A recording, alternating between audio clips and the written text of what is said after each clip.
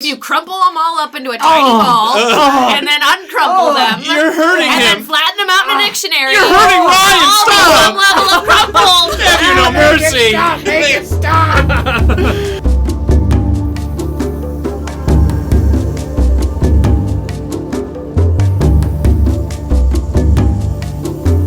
Welcome to the Kindred Spirit Podcast, a show all about the board game Spirit Island. Here we'll talk about analytics and strategies within the game, as well as a plethora of other topics that can be found within it. Today, we're going to focus on the single best element of the game, and which spirits garner it for us the best. That was perfect. I have nothing to add. That was well written. Let's get to it. I didn't know if we were supposed to answer a question. It was just so there, good. or- I liked it. I'm like, wow, I love it. I was moved. I was like, You were looking at me like, I was like, am I supposed to say no, something? I wasn't like looking at you for more. I was just like, that was nicely said.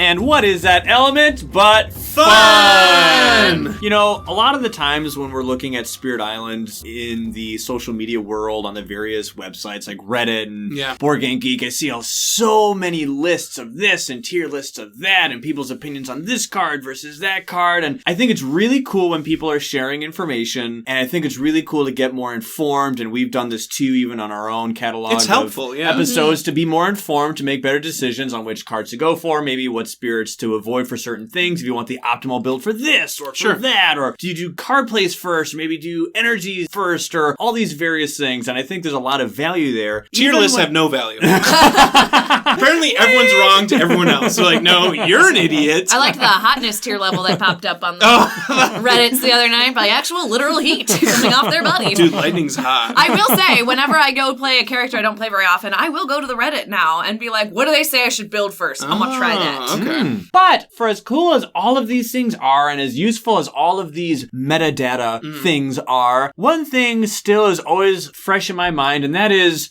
what if you just left all of it aside, and just went with someone who's fun? Yeah, someone who you enjoy to play. Throw away all the combat viable for this and all the abject strategy that. Just who do you want to have fun with? Forget about, well, I'm going up against this adversary. Just leave that aside, and just for this one moment, who do you have the most fun with? On the event episode, Ryan, you said you hate when someone's like, that's not meta. And someone's like stunting someone else from playing who they want to play. And you're like, you can't play that spirit. What does meta mean? I'll let Ryan take this one. It's like the game within the game. Huh? A game within a game. In this setting, as we're using it, it's basically the kind of thing where, what is the most successful? Oh. Okay, I am chasing the most strategically sound, the most easily winnable selection of spirits and cards and builds and strategies. So forget something if it's fun. Oh, if it's not in the meta, then that's not going to be very successful. So maybe if you want to go up against a certain adversary, don't use these fun characters, use some of these meta guys. Oh, I can see why that would annoy you, because that sounds annoying. Yeah, Oh, there you go. And so the term meta has a little bit more depth to it than what I just described, but as I am using it in the Spirit Island context, that's what I'm referring to. And yes, John, you're right. When over-competitive people overzealously hit other people way too hard with the hammer of meta, that is when I start to have a problem. And sometimes for me, I can see the dark side of over-competitiveness when there's just that pretentious insufferability that some people have, where it's like, just get over yourself. Well, I did this by turn 3. You did it by turn 4. Well, I'm better than you. Like, who cares? That is why we are saying just kibosh on all of that. All of it. Silence. All of that for just an episode here, and we're just going to say, screw all that noise. Who do you have fun with? Well, you know, these characters are a lot of fun, but they don't really get me a whole lot of success on No. Screw that. Just have fun. Who do you have fun with? Standard game, no difficulty, whatever. Do not care about the high difficulty stuff. Who do you have fun with? Because at the end of the day, fun is what we're chasing. It's a board game. That is my favorite metric, and that's the one that I wanted to kind of explore a little bit, because here's one thing that's so great about this topic that so many other topics do not have, and that is there's no wrong answer. Oh. You cannot judge someone and say, dude, your fun 5 list was awful.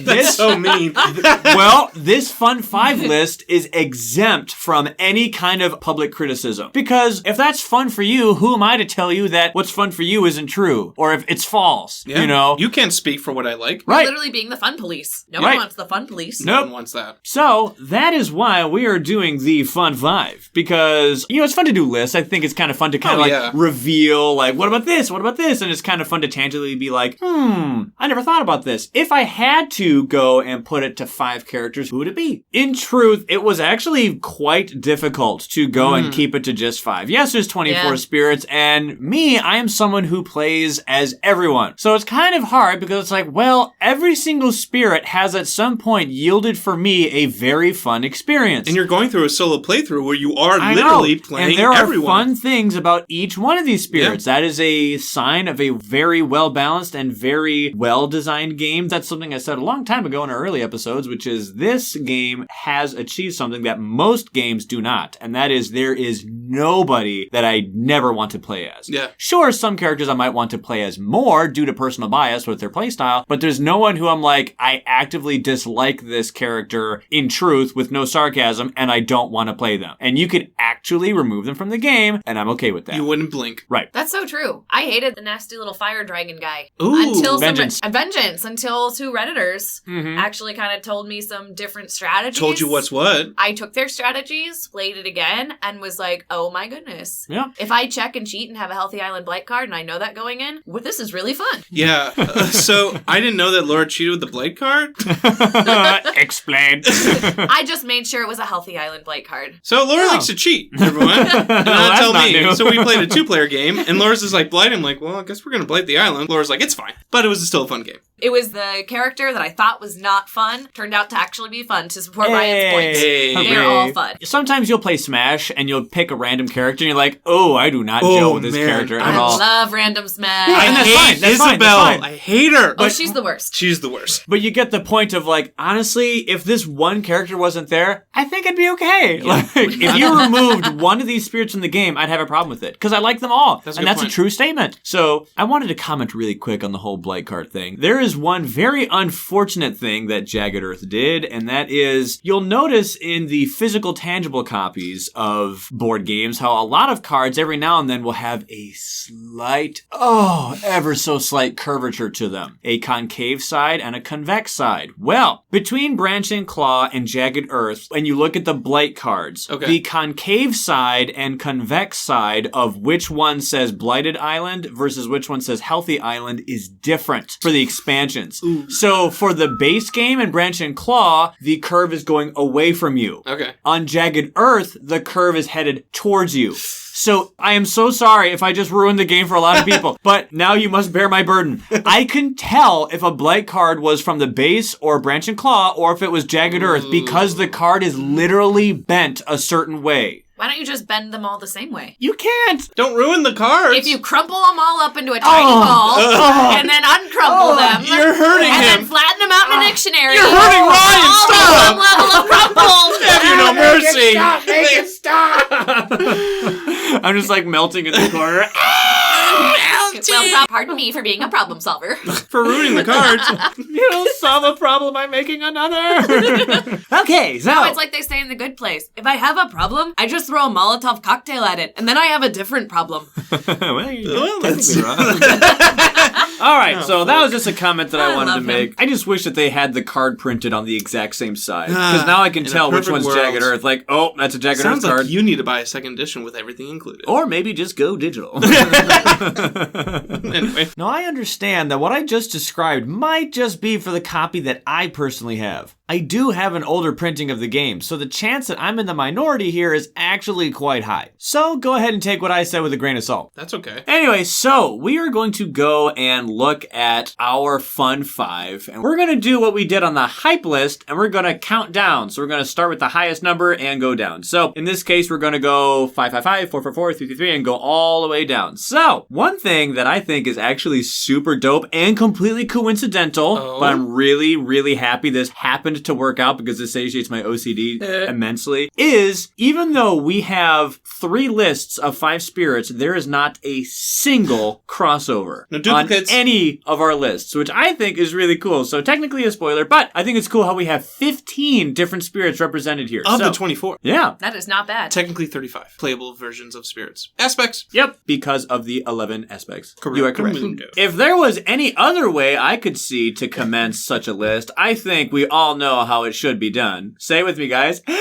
Alrighty. Alrighty. Hey, she did it. I don't have them really in an order. This is the way I just thought of them. So, That works. Yeah. Can I tie in a Reddit comment with mine? I know we're not doing comments yet. This commenter and I actually have the same feeling on our favorite spirits. Poop Doggy Dog says, the spirits whose gameplay matches their theme are the most fun for me. So I would just like to keep that in mind as I talk about Thunder Speaker. Ooh. Thunder Speaker was my first love when it came to Spirit First Island. love. I played as River first, but Thunder Speaker was when I thought, That's the one that grabbed you. yeah, because I do kind of like that idea of I can like move around and I can get different places on the island. And the idea of like I'm gathering up all of my little Dahan children to come with Your me. army. Yes. I mean, we made feather tokens for Thunder Speaker, so I feel like I'm a little chicken like wandering around with all my chicks under my wings because it's little feathers. Picture yourself as a chicken? Little mother Playing hen. Thunder Speaker? One It's of the pretty strongest spirits in the game. You think of a chicken? Mother hen! And we just like goob around the island. And then we do 65 damage in one space. And it's really, really cool to be able to, move around like that. My only downside is you don't get a lot of money and you can do a lot of damage in one space. It's because Manifestations of Power and Glory is pretty expensive for a card, and that's like... I mean, it's 3 money. Yeah, but for a unique, that's If we want to not examine cheap. Thunder True. Speaker's flaws, the lack of range and the energy You gotta get places to do deficiencies, stuff. You can't just like reach out. You're like, I have to think ahead. And as not think aheader, that's a downside. You But- say that, but you do plan ahead.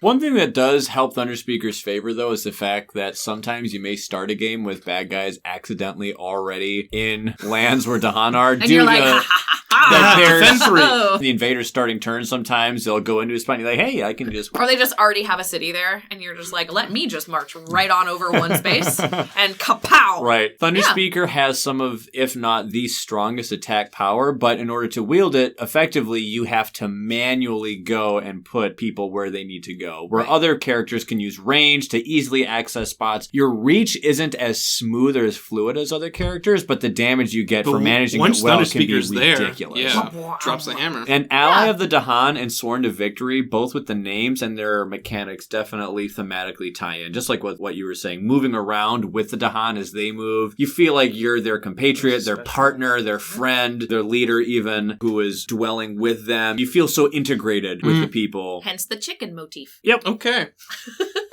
Do you have like a certain play style that you end up doing, or you like Spam that one card as often as possible. and spam double growth? I feel like you always try and just like grow. I always try and grow because I don't like being small. Okay. I love Spirits of Double Growth. Oh, yeah. I just think, like, when we started playing Spirit Island on Steam a year ago, when we were home and with nothing to do, became Very my unique go-to getting 2 power spirit. cards when you reclaim as well. Yeah. I gotta Yes. add. That's really cool. And The very... only spirit to do it? Yeah.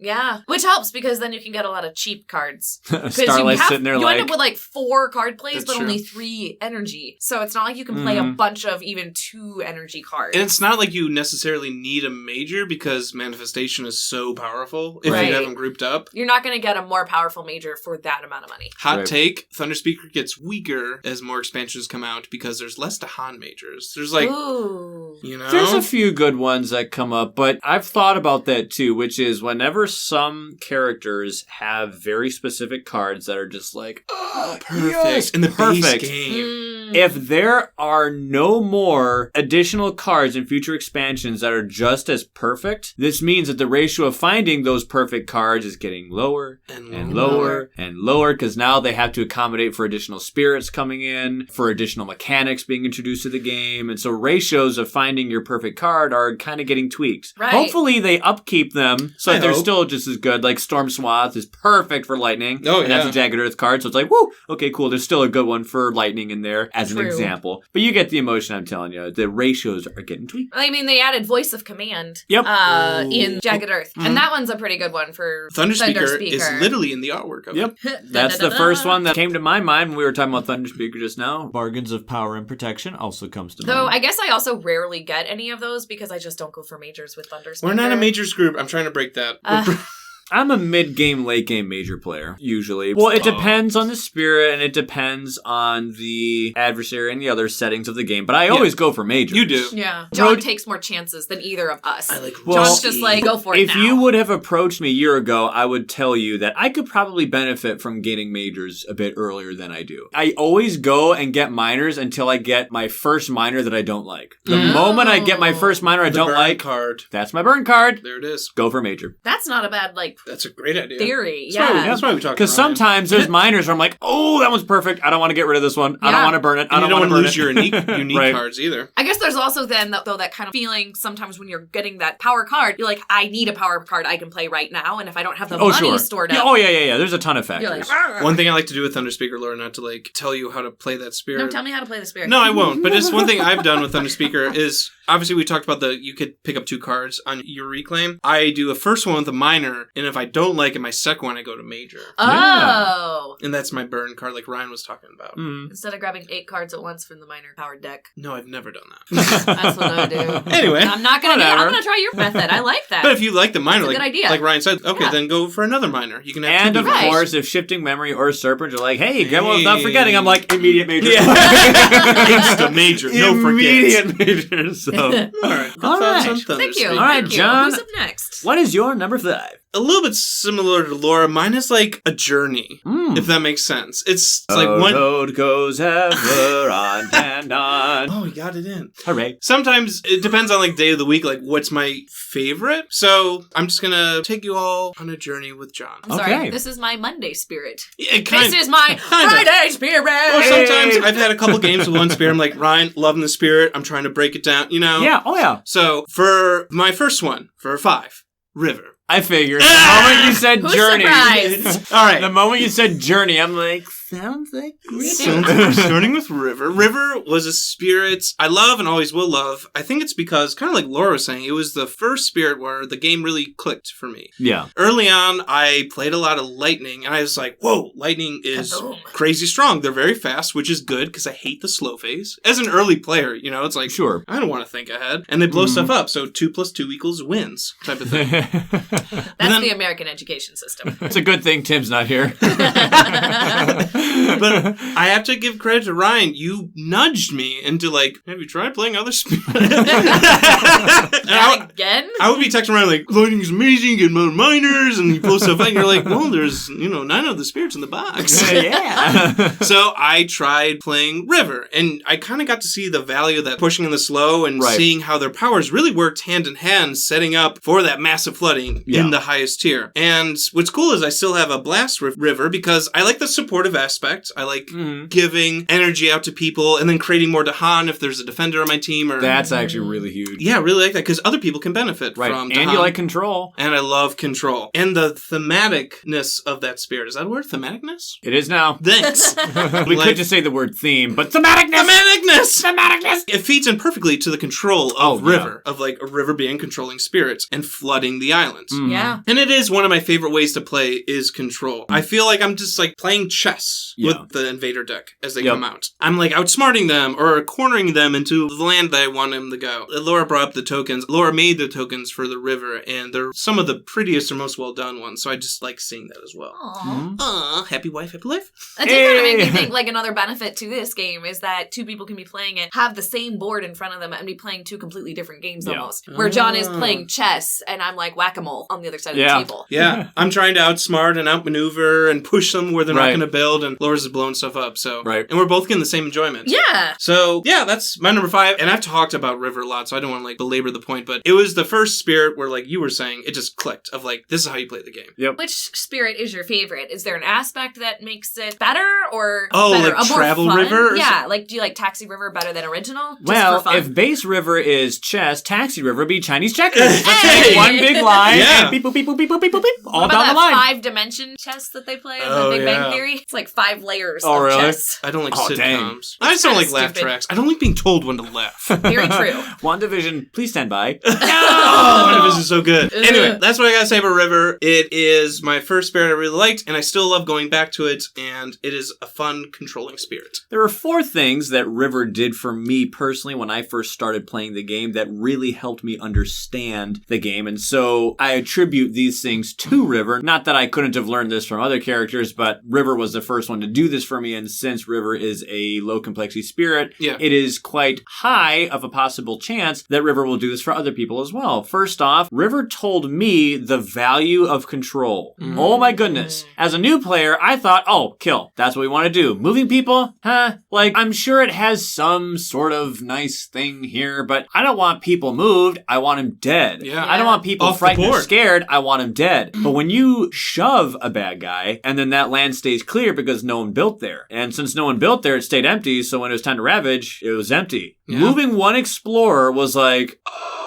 in the slow phase, dramatically awakened my eyes to the value of controlling. It can take some time to see that, though, where Right. you're just like pushing one little plastic piece. But nobody taught me the value of control as quickly or as earnestly or early as River did. Yeah. In tandem with that, the second thing was the value of slow powers, just like you were talking about. Yeah. Because a slow push, I want a fast push, get him out of there quick. Yes, but the thing is a slow power this turn will trump a fast power for next turn. You're right. So There you go. explorer is always coming in. So if you cast a slow power that can shove someone and it has good range, you can immediately clean up that land before there was even a problem. So the value of slow powers was, again, not exclusively taught to me by River, but it helped my gameplay because of River. Third was the wonderful value of having a Reclaim 1 on your track. Amen. The only spirit to have something on their track. For the low complexity spirits, This Not is the until first... I get in there with my sticky notes. But that was addicting. The first time I was like, wait, I always get one back? Yeah. And of course, if you reclaim all, then it's kind of pointless. But the fact that you can be like, oh man, I really like this card because this card helped me get my elemental thresholds for my innate power. Yeah. Well, with Reclaiming 1, you can always grab a card that helps you in that regard. So you're consistent again in getting your innates. Or And your I like innate. to grab a 0 costing card in the Reclaim, because then I'm not losing any that money. taught me when your character has Reclaim 1 and you have found a 0 costing card, or you start with one. Yeah. Oh my goodness. You can play that card eternally as if Aid from Lesser Spirits was active. Yeah. It only costs you a card play. So for me, I liked finding low costing or free defend cards. And I was like, defend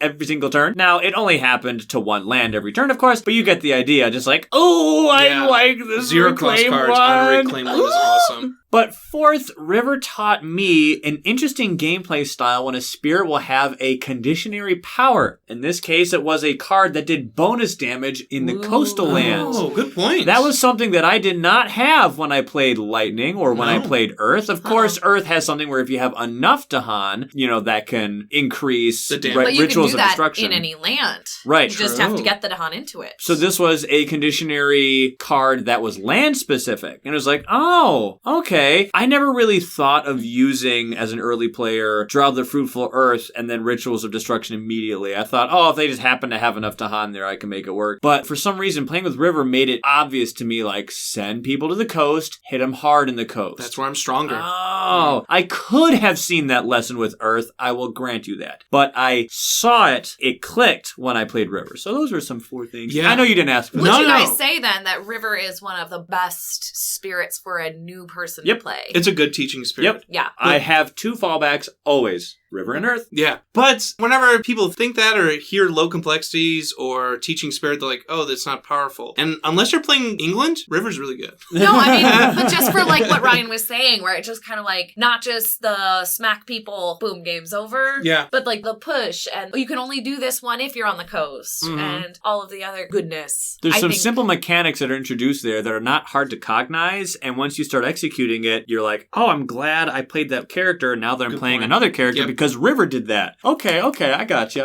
Unlike if you play Lightning first, then you spend the next 3 games being like, wait, what's the slope phase again? Yeah. I've heard your opinions, but I still contest that some people are going to be just fine. Oh no, just fine, but it's a thing. Whereas if you play River, no, I feel you. Alrighty, on to my number 5. Ryan's Number 5? turn. Number 5. I just mentioned them about 40 to 60 seconds ago. Earth. Are we all mentioning like our first favorite spirits? That was not planned either. Loved Earth when I first started playing the game, and I still do, regardless if it's base or even Might Earth. Might Earth I have found to be extremely fun and extremely dynamic of a change to the character that I was just having an absolute blast with. And got a tier level 1 victory. Yeah. What? It was so great to have this character who I've always looked at with such fondness and have them be, I'm not going to say upgraded, because Might isn't an upgrade, it's a side grade. It's just a different way to play the side character. Grade. Yep. I like that. Yeah, that said, I do think that Might Earth encourages me to be a little bit different of a player, a little bit more of an offense-based risk taker, and that's something that I think is kind of fun sometimes. And I think Might Earth's ceiling is a bit higher than base Earth's, but it's also not as consistent because of the risk factor that is introduced. But Earth, oh my goodness, I am in love with that consistency. That wonderful, oh hey, look, you can get a sacred site and get defend 3. It's not a card, it's not a power, it's not an innate. You never have to lose energy to get this. It's guaranteed. And even other friends can benefit from it. I've had characters and other players be like, oh, I'm going to place a presence here because I know it's safe here. Yes. Or it's safer here. Agreed. I've had players do that, even if they're beginner players, because they already equate. I've done that. Well, look how many strategies that you can construct in your head around this central pillar of defend 3. It's always defend 3 there.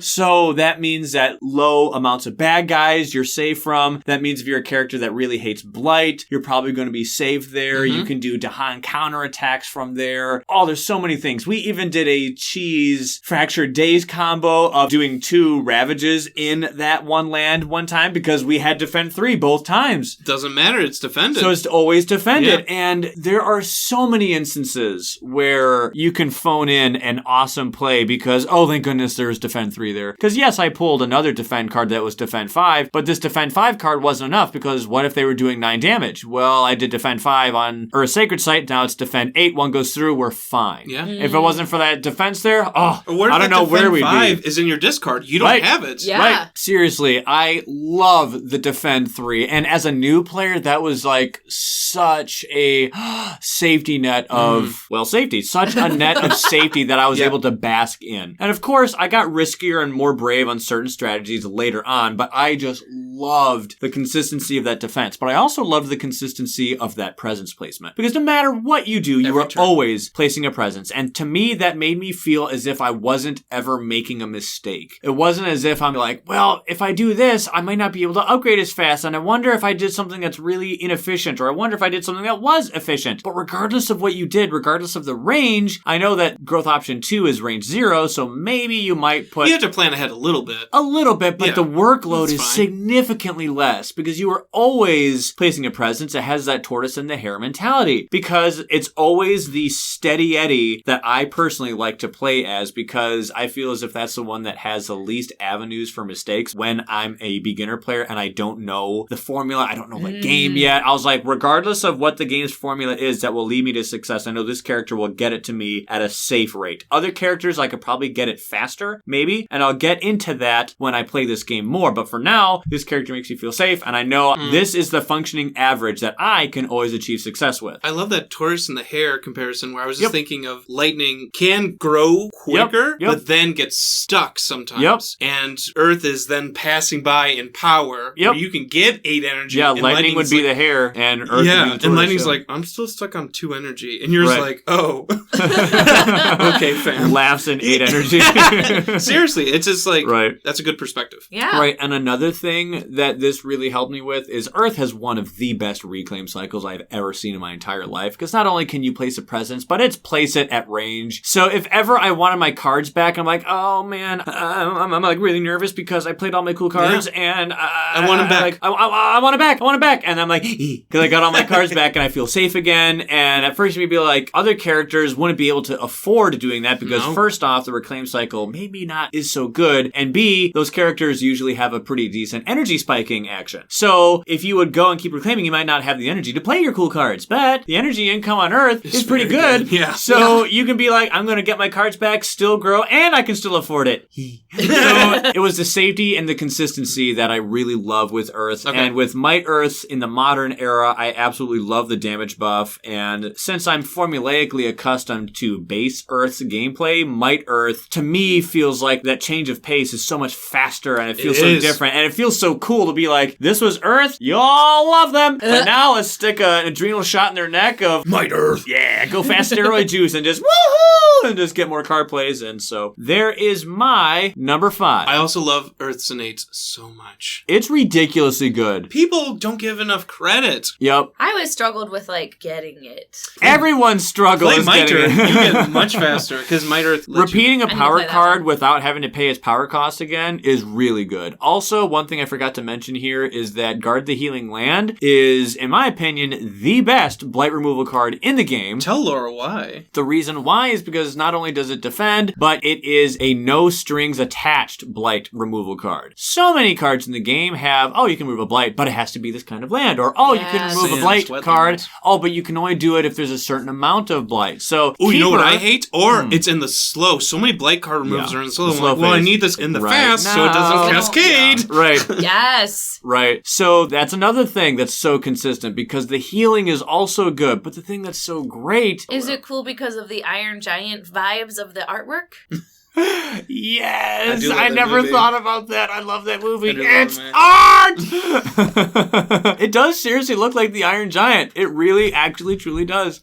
Earth Just instead of nuclear weapons, it's removing blight. Yep. Now, the thing is, Keeper does have a blight removal card, but it is, in fact, my least favorite one because it has 2 strings attached to it. Not only can it go in specific lands, but it's conditioned on how much blight is there. Here, though, you don't have to worry about that. Here, it's just like, regardless of what the land is, regardless of how much blight is there, regardless of any of those factors, just remove a blight. And like you said, it's fast. It's fast. Yeah. That is rare. And it's very nice. So you have one of the best blight removal cards, and you also have probably one of the best stalling cards. Yeah. Year of Perfect Stillness. Oh, sure, it's pricey for most characters, but for you, it's like... Yeah, chump change. Right. And you skip all actions. So if there is an action that came from a scenario, or maybe something that came in from an event, or something, or they're going to multiple lands at a time, so, they're going to jungles for both exploration and for ravaging. Skip them both. Skip both. So it's great. So that's another thing that I loved about Earth. Great spirit. On to number 4! Laura. Well, let's just stay in the rocks, shall we? Oh. Let's move on to one of my faves. Stone's Unyielding Defiance. Stone! Earth's big brother. It's true. Is that the lore? There's similar elements. I get it. I actually do always think of a friend of ours when I play Stone's Unyielding Defiance because she started playing Spirit Island with us, not as much of a gamer, but was very game to, play with us. And I was like, here, this is a fun moderate. And she had no idea what was going on the entire game, and I felt so bad because there's so much happening on Stone's board. I was like, there's a difference between moderate and Jagged Earth and moderate from the base. original. Much different. My bad. Take your river back again. Or Earth. Or Earth. Earth! I should have had her play Earth. Ooh. Dang. Next time. Next time. River's good. So I really fell in love with Stone's Unyielding Defiance because I've discovered there are 2 things that I like to do. I like to defend and I like to attack. Before you get into that, do you remember the first time that you played Stone and why? Because I do. You stole. Like most times, I don't know. So yes, I remember that. We first got Jagged Earth, and we opened the box, and me and Ryan did a 3-episode long hype list, and I ended on 4 episode long hype list. Yep. And my most excited, hyped character was going to be Stone. That was going to play first. John's number 1. Oh, really? Spirit of the hype list. We opened the box. We did this entire series counting down, and John's number one. So excited for Stone. Stone's Unyielding Defiance. So we open the box. We're looking at the characters. We're gonna play our first game. Laura's like, "Oh, I'll play this one." I didn't know. Because you don't We listen to the episode. It hadn't We come out talked yet. about this in like episode what? 8 we or brought up 9? Oh. It's so great to reference this once again. It was This just is, like so like hilarious. Oh, sure, honey. You didn't say anything. I was being He's nice. a good husband. It's like today when you got a spicy chicken sandwich and then you got a free regular chicken sandwich and you liked the spicy one best, but you gave it to me and I had to sneeze on the other one so that you would take the spicy because you liked spicy. I like the spicy. If you like Stone, play Stone. Well, I'm glad you got to play Stone first because now Stone's on your top 5 list. I can't believe I did that to you. Look at what husbands do to Wow. keep their wives happy. It was just funny, like You are out too of nice. like the 12 spirits that came with the promo. It was comedic. It was really comedic. was comedic because we were talking about like, really? There's 11 others out of all of them. never told me. I guess I'll play Starlight first. Because Starlight was your second. Yeah. Anyway. Yeah, I picked Stone because I was like, this looks fun. Yeah, you like the artwork. I remember No other that. reason. But I do know you to be someone who likes boom boom characters.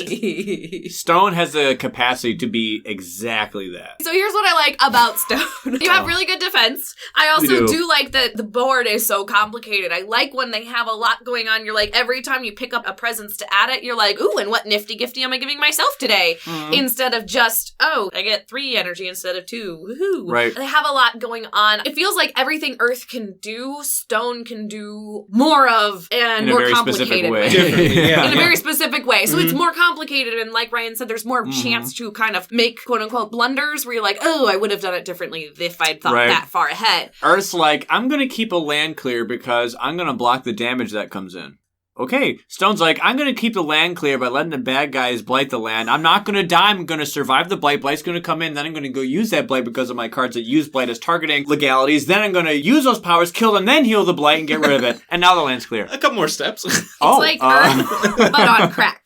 Right. Or But like also, Quicksilver. Hey. I finally Hey. watched my first X-Men movie yesterday. Yeah? There Which was one? not enough Quicksilver. Days in of it. Future Past. In my opinion, I did like First Class. Ooh, we Oh, should I watch- have seen Logan. Logan's easily the best. Logan's very good. A little graphic. I haven't Days of technically Future seen Past all of was it. pretty good. It wasn't bad. It's not nearly the We're best. gonna in my watch opinion. Apocalypse next, is it? Mostly because of Quicksilver. First Class, yeah. There was something I noticed, though, is that Stone also has a tiny little strain of Mother Hen in there because you can keep your friends from dying. Yes! And we played a few games actually, where that actually was Our a factor. Habsburg game. The Habsburg game, that was a thing. Wasn't that where I was like, I'm gonna just grow over here so that you will not die? Right, We did and that with Green was Green. able Do to stay anything alive. else, but Yeah. we were like, at least the blight's not gonna kill you. I was there too with River. I brought in Dahan for Oh you. yeah, babe. The thing was, Josh was helping Laura and I so much, and John was helping Bob and Josh so much, so it was like a circle of life. Cooperative games are fun. It was also a circle game because of the way we set up the island. Hey, it was like a crab. It was a good game. So anyways, I like that it combines defense, but then it also combines an innate, like, smackback.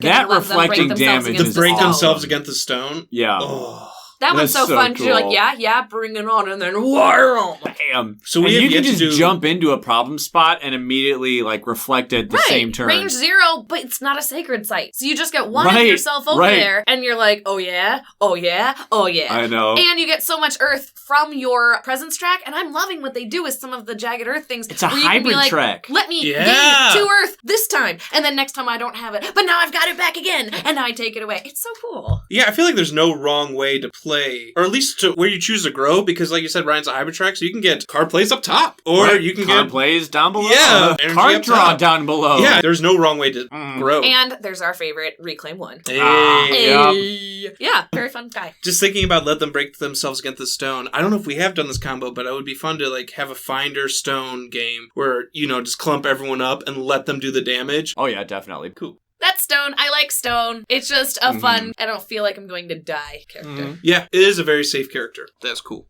My turn? Me. Well, Yes, I guess. please. Oh. Okay, so me liking River next leads me to Finder. Hey! Like how you were saying stone is earth on crack. That is Finder is literally river on crack. It is all controlled. Look at the back of the board. It is maxed out the control bar. I literally remember going to the Kickstarter page because me and Ryan would talk before we got Jagged Earth, and just like you told me about the Kickstarter page and all the releases that Eric would do and like kind of the previews, and I remember like studying their panel and planning out like how I would play the spirits. And I think that's the thing with Finder that I like. There's no wrong way to play them because of their tracks being so interconnected and like a bridge like you described, Ryan. Say someone comes up to me and says, John, I like to focus on the top track and go for majors. Finder's awesome at grouping up people. I'll just pick a big damage major, blow them all up. I'd be like, yeah, that's awesome. That works. That's a great way to play. But then someone else could be like, no, dude, I go bottom track and go after card plays. And I like hitting as many innates as I can. And I like the unlimited range in the reclaim, so I don't mind reclaiming a lot. I'd be like, also good. Or I like going after elements. You see what I'm saying? There's like no wrong way to grow for the spirit because you can grow in so many different directions. You can build push heavy or multiple isolates or be a jack of all trades like Ryan likes. Right. I honestly don't think I've played Finder the same way twice. I feel it. Yeah. When you have an iron bridge trussing for your There's no paths. wrong way. I might need an air element, or I might need that extra card play, or I might need one extra range to get to this land. Right. Very flexible depending on the game and who else you're playing with. Each game, each definitely. adversary, each spirit team that you're with, it calls for something different, something unique. And it's fun for me where it's like this Rubik's Cube or a code that I'm just like trying to crack, but probably never will because there's no wrong way. And I know I'm not the best at this spirit, and I have yet to find all the cool adjacency combos or spirit pairings, but every time I play the spirit, I know it's going to be a little bit different. Some people argue that it's always the same with Finder because you're just pushing, but for me, it's like the how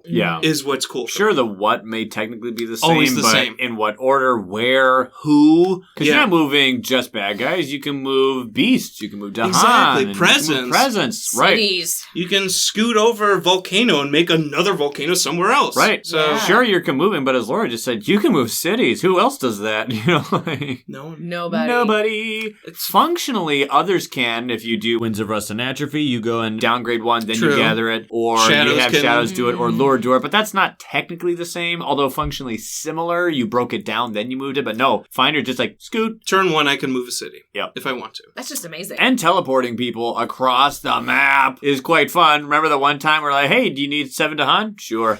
And that's what I was going to say. I like watching others play Finder because then I can almost like learn strategies or just like see how they work, because it was so cool to see Ryan go a different route that I've never done, but just see group up 7 Yeah, I Dahan. did middle track. You did middle track. Finder. And Ooh. I think it is the jack of all trades where you can hit both innates. You're not like super just focused on energy, so you need that one major, or you're not losing cards all the time. So yeah, I like the flexibility, and obviously, like I've said, I like control. So obviously I have to like Finder. Oh, yeah. The ultimate in control. Ultimate in control. Yep. That is John liking Finder.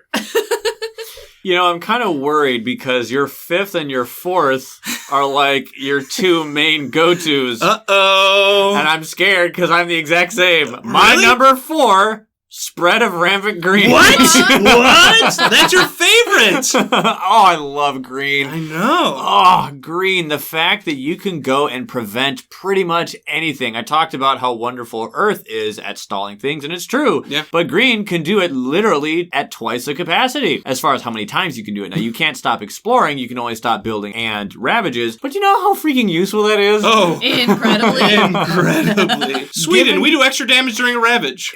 Nope. Nope. And then England, I'm going to build here.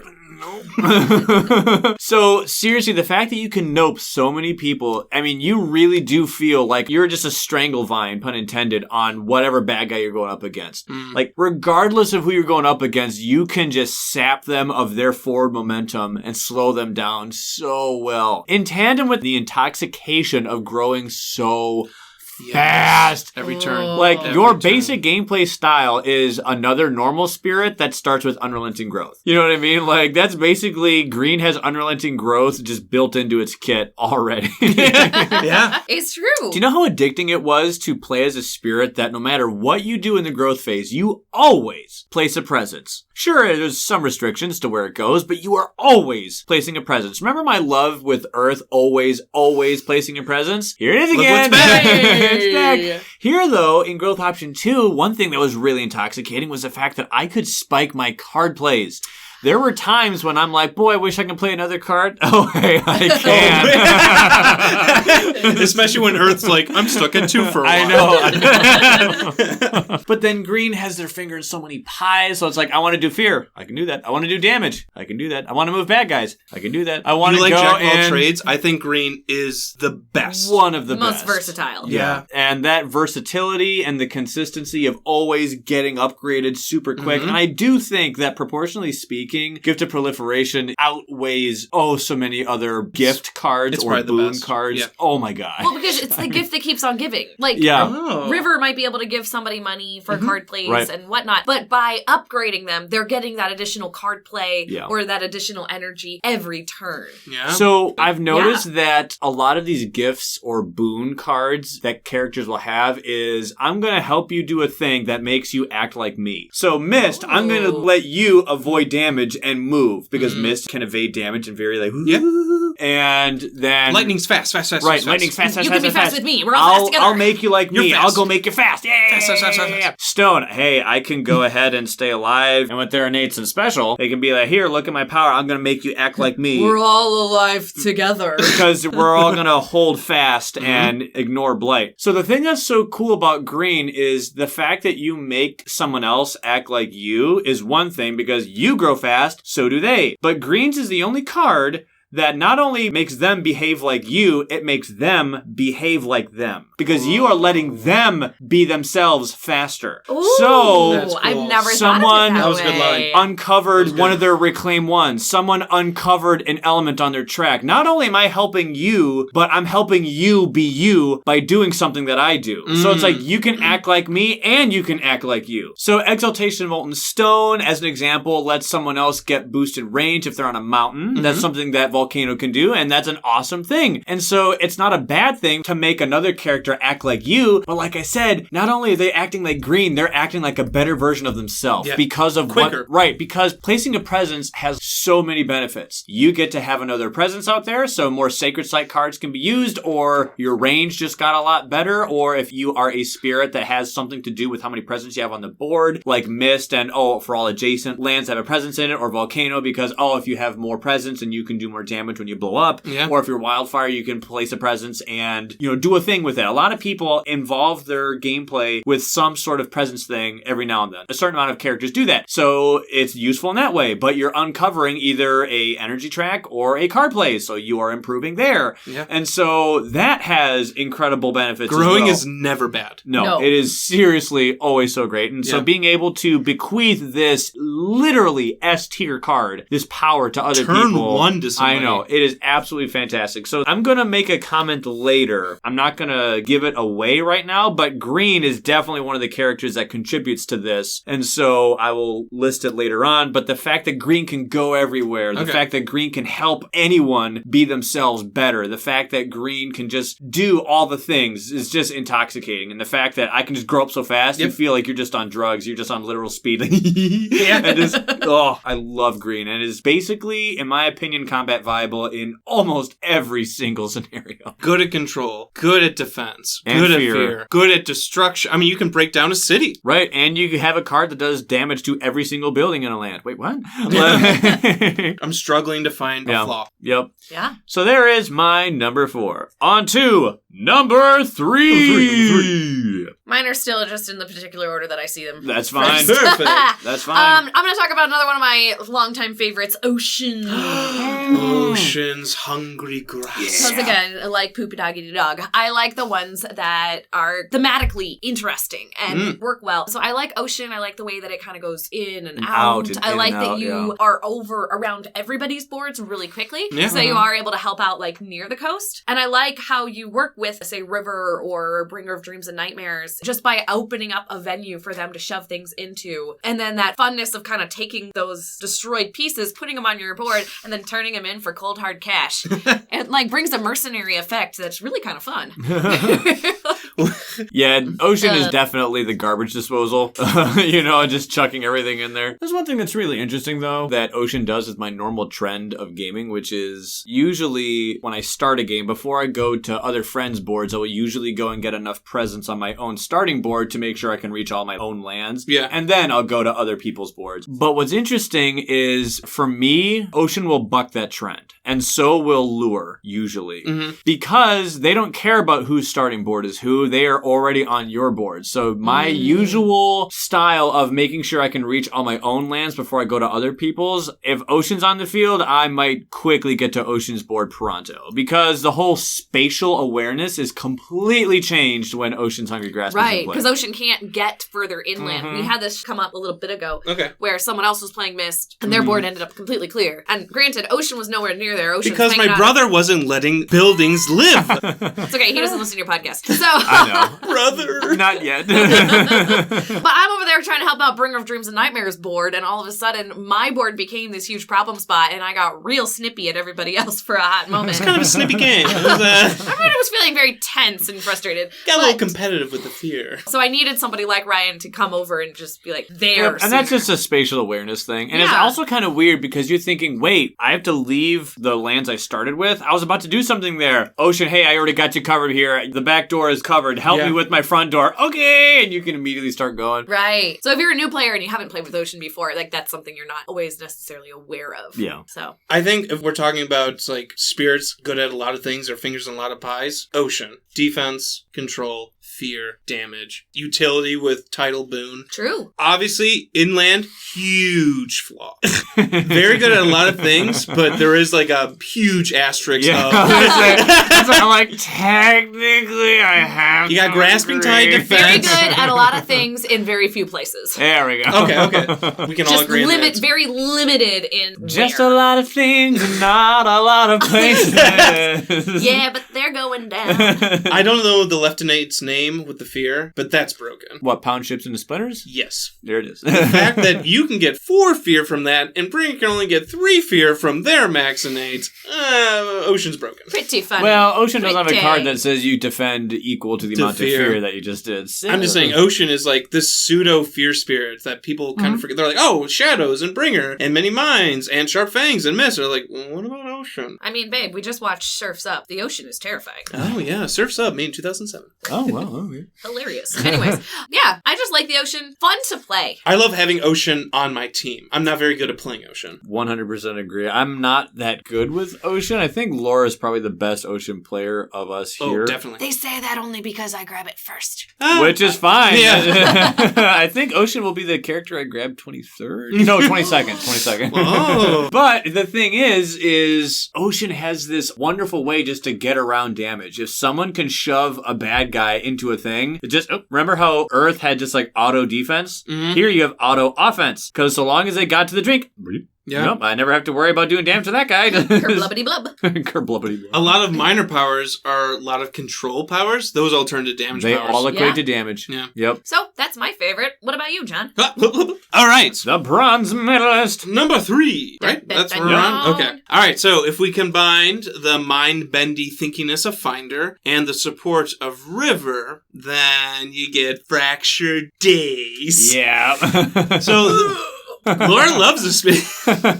This one surprised me, and it still kind of surprises me. Am I amazing at Fractured? No. Oh, goodness, no. Oh, the Time Lord. Oh, Time Lord, I am not. I'm pretty sure I've barely scratched the surface in my, sounds about right. Yeah, handful of playthroughs. And I know there's all kinds of cheese with this spirit. Oh, and yeah. You've talked about some stuff. Yeah. I've done some things or witnessed other things. I also know on the Discord, if you pair Fracture Days with Serpent, Rampart Green, and Earth, you can spam Gift of Proliferation and then repeat it with Irv and then reclaim that card because there's this broken... That sounds fun. Let's do that. It's broken.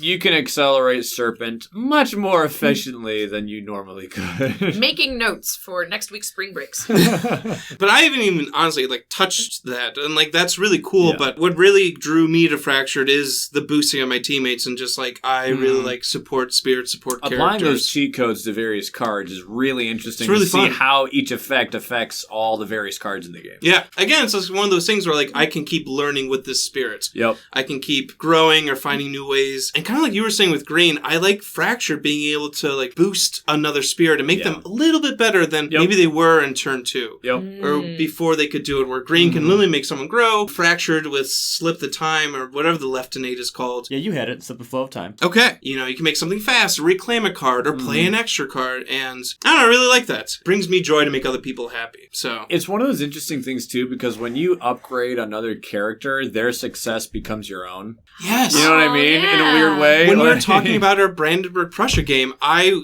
was playing Gift of Proliferation, and I wasn't doing the damage, but I was making you do the damage for the team. And it's satisfying because that player can still do the cool thing, and you can feel satisfied because they couldn't do it without your help. Yeah. So it's satisfying for everyone. You're almost like, if I may, a mother hen. Oh, hey! Cluck, cluck, cluck. I also like manipulating the invader deck, or bringing a card back, or peeking ahead a little bit to see what's coming up. That's really fun. And when you look at the top 2, it's all right, it's wetlands and it's jungles, and then you get jungles. We know wetlands is coming. It's we know what's coming up. That has some seriously unseen effects that will benefit the players in a variety of crazy ways. Kind of like River, just pushing one explorer. If you could just know what land's coming up, it multiplies, butterfly effect. Yep. Yeah. I also really like the Days That Never Were deck. It was different in the beta. It was. Yep. But you're just getting a random hand each game. Yep. And there is this fun thematic component where it has this fun randomness to this spirit where he's just all of time. Maybe in a different time, different universe, they would use his power a lot. And now it's part of their hand or something. Maybe. Who knows? It's crazy. In the same way that you said with Finder, you might not have the same game with the spirit. Yeah. Because you'll get different minor powers, different major powers to pull from. You'll help other people. Your influence on the island isn't much. So you got to be careful if tipping point flips over, if there's a bad event. You got to make sure you are on the island, but you also want that time. So there's that fun mini game of how much do I put on the island? How much do I have on my little time card so I can spend and do the cool things? And you like a mini game inside the game. Yeah, I do like that. Is that a meta? It's just an extra component to the spirit, which I find an extra fun. Layer of dynamic gameplay. Yeah. Okay. But I do like the personal random deck, and who knows what you get, but that is really exciting, keeps the replayability high, and obviously helping others. So this was a really fun spirit that I've been liking the more and more I play it. Yeah.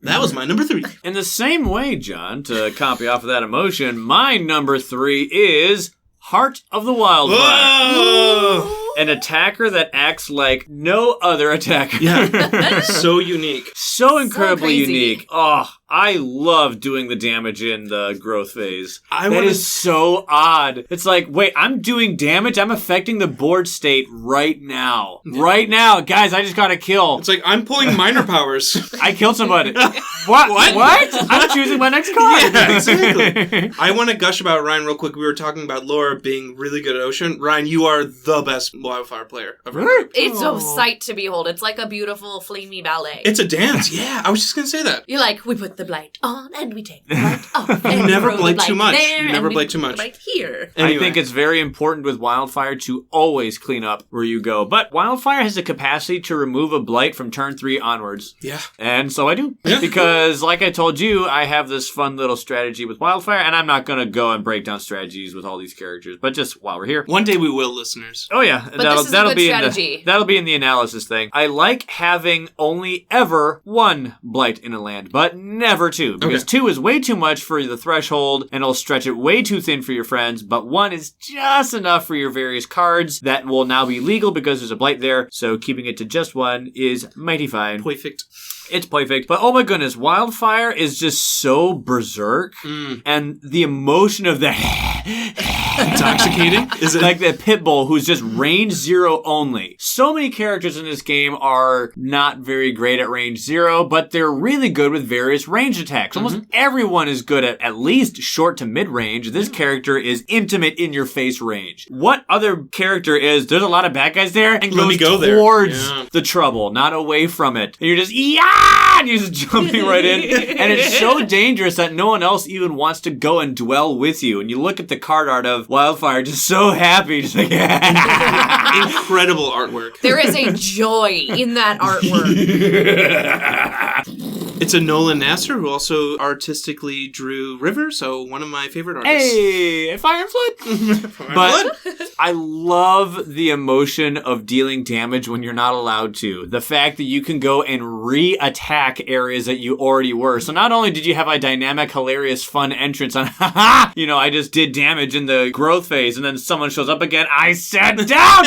And you immediately re-attack that spot with Firestorm. Oh, I'm sorry, did I just attack 4 lands for 1 damage each, killing 4 separate explorers in 4 different lands? Yep. Like, this is where I dwell. What other spirit can you win in the growth phase? I know, it's so crazy. I love it. It's incredible. There's 1 city left. Nope. So, although a bit more simple than like the approach that I'm describing here, Earth and Green are doing a lot more things. Wildfire is just it's still killing a high everything. Complexity spirit. The degree of which you are killing and the ease of killing people, because all of your strongest attacks are free. Yeah. So they don't cost any energy, and you can go and seriously, I've gone and not done the top energy track for like 4 or 5 turns in. Oh, you're full bottom? Depends on the game, but you can go very far into the game without ever going and doing your top track because you have a really decent energy spiking action, and you have a lot of cards that don't cost anything. We need to do this analysis soon because I want to learn how to play Wildfire better. I'm not kidding.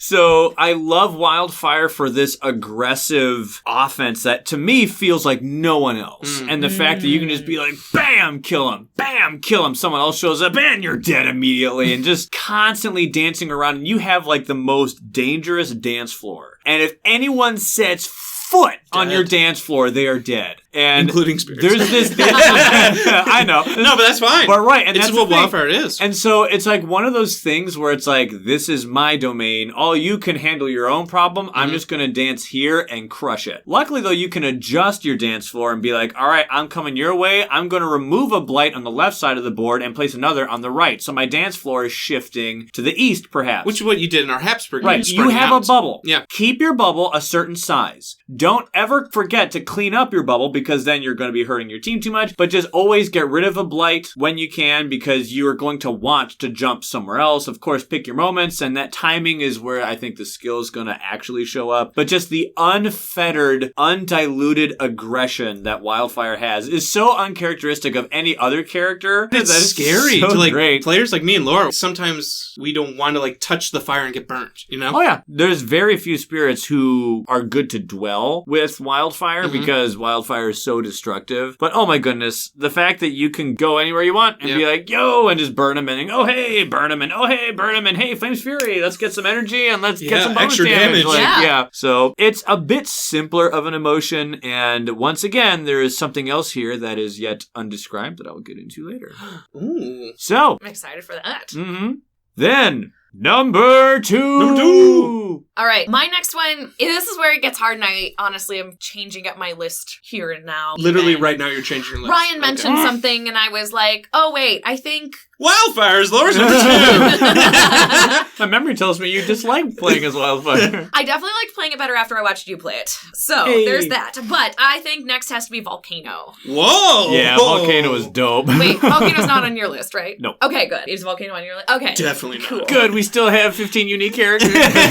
I kind of also like Volcano because my friend who played Stone, I made her play Stone, and it was not a great game for her. Did you make her play Volcano too? No, but her husband played Volcano and just loved it. So every time I play Volcano, shout out to Evan, I just think of him. And that's his first time being mentioned. Yeah. Volcano, again, Poop Doggy Dog and I on the same Are you page just here. copying off Poop Doggy Dog's No, list? Poop didn't put it on his or her list. There's that concept of you're stacking up your presents. It's so cool. And Very then thematic. you're like, It is. And It's so satisfying. it's so satisfying. Haven't you done a 10 explosion? 10 presents? I did do the highest explosion once. What? That's so dope. Which was It was high. with you. It was an archipelago game. Yeah. Because we were playing here, Ryan plays with the wooden tokens, and that Yes. was really cool because we have these beautiful volcanoes that John made, But but they they don't don't stack stack. very well. They don't do what they're supposed So to. playing with the wooden tokens, you're like, oh look, it's cutting higher and higher and higher, Right. and it's not just some jumbled up mess. Just being able to kind of be like, you're all dead, and you're all dead, Right. and I'm sorry, code you too, Ryan, and also you're dead, you know. That's fine. That's the price we pay for Awesomeness! Yes! Yeah. You have to choose when to blow up, and there's all the strategy that I'm still learning. You stalled a lot that game to did. reach that point. I did. Yeah. There was a lot of Volcano's like consistency destruction at attacking happening. multiple lands is addicting. Yes. Because seldom do characters, even attackers, have consistent attacks from turn to turn to turn.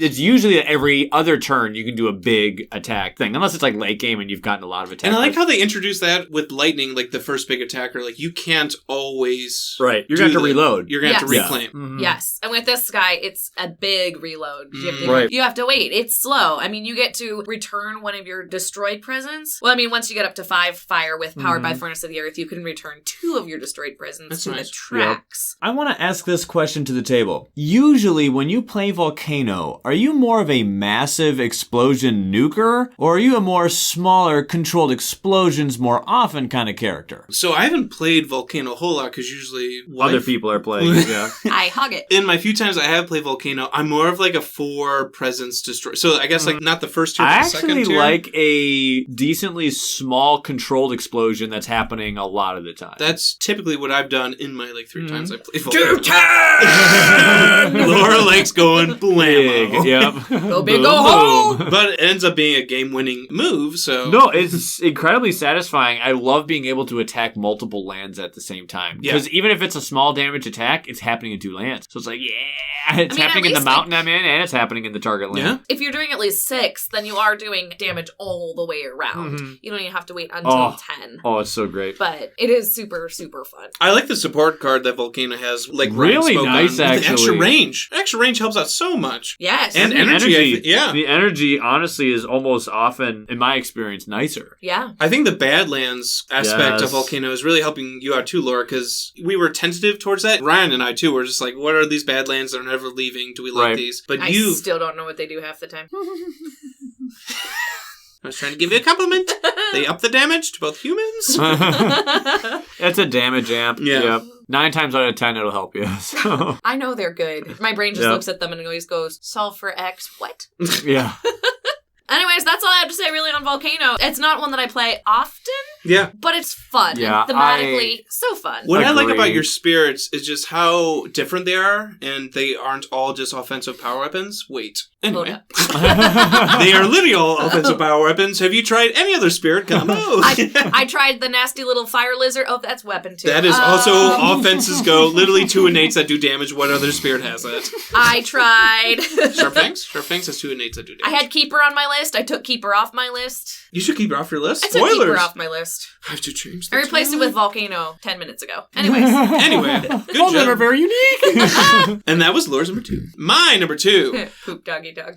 If we remember what my number 3 was, I picked Fractured Days, so take that randomness aspect of Fractured and put it on overdrive, and you get... Starlight? Grinning Trickster Stirs Up Trouble! Yeah, same thing, Laura. You're close. Oh boy, this spirit gives me an adrenaline rush. Kind of like you were talking, Ryan. Oh, yeah. In a different way where Let's See What Happens is one of my favorite innates in the game. Yeah. Is it the most powerful? I don't know. What minor power did you pull? Question mark. Yeah, what power did you pull? Right. It's probably not the most powerful, and it actually end up might doing nothing. But, Ryan, you got me onto the idea of when using this power, kind of focus on lands that have either Dahan or Invaders or maybe even Blight in there, because one of those land targeting powers could utilize utilize one of those things. Yes, it is a random power, but you can kind of sift out the randomness if you're picking things that will show up. Because you gotta leverage probabilities, too. Yeah. Because it's like, I don't know what I'm gonna get. There's already a blight here and get drought. Oh. It could end up being bad, but... Right, no, it's true. And I love the artwork of Trickster and the three eyes and laughing creepy. on the tree. It's so great. Like, they have multiple faces? Like, I love it. It's creepy. And then all the different cards impersonate authority. Or I love the names on all the cards. Oh, Unexpected Tigers.